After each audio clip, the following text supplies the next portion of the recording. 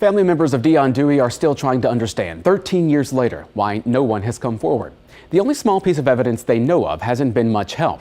While they understand this could have been an accident, it's how Duhe was treated that hurts the most.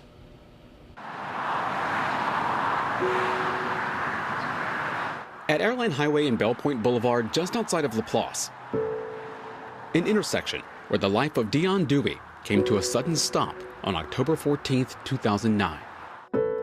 It was the worst day, it's still the worst day of my life. Necohle Stanton is Duhe's aunt. Just 9 months separate them in age. They grew up together and were more like sisters. Every graduation, from elementary to high school, was with Dione. Everything I did was with Dione. Stanton says 36-year-old Duhe, who had kidney problems, went to dialysis that morning. The machines at the clinic weren't working, so Duhe walked across Airline Highway to a service station. She was walking across to get a newspaper. It was 5:45 in the morning, and on her way back across to the dialysis, a car hit her while she was crossing the road. The driver kept going.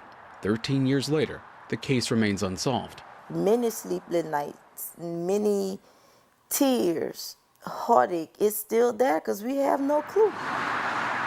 There aren't many clues at all. Stanton says the only thing found at the scene is a piece of plastic from a car headlight.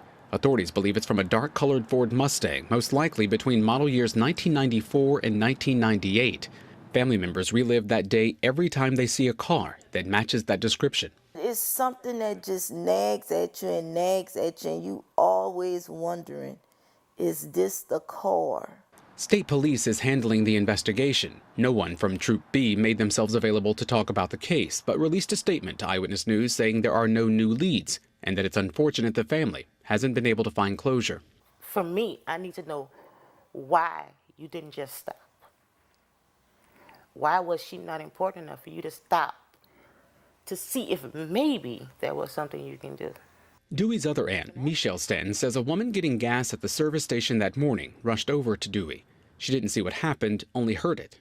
The family didn't find out until much later. For me, that was the hardest part, thinking she died alone.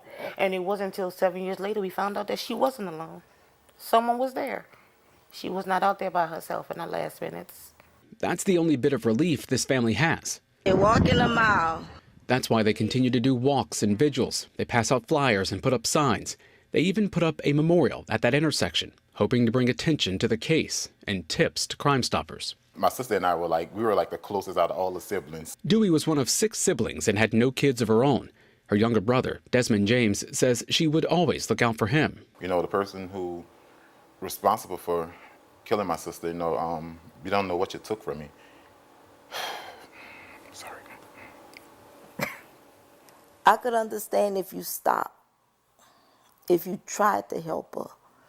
It was an accident, we could understand that. But when you decided to leave, that's where it was like she didn't mean nothing to nobody, and she did. She has a family that love her.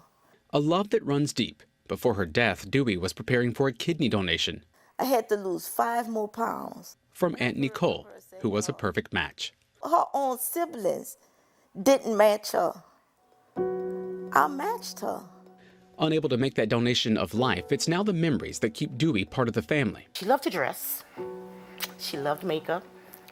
You never saw her with her hair not done because her hair stayed laid. As days turn into weeks, weeks into months, and months into years, this family holds on to their faith in God and isn't giving up the hope they've had from day one. They just know it'll never be easy. We have to live with that every day, not knowing. It's something that eat at you. You don't forget it. You just have to learn to bear it. Family members say there are times when they put up flyers and signs only to find them torn down, leading them to believe there's some sort of connection. There is a $2,500 Crime Stoppers reward in this case. All information to Crime Stoppers is anonymous. Mike McDaniel, Eyewitness News.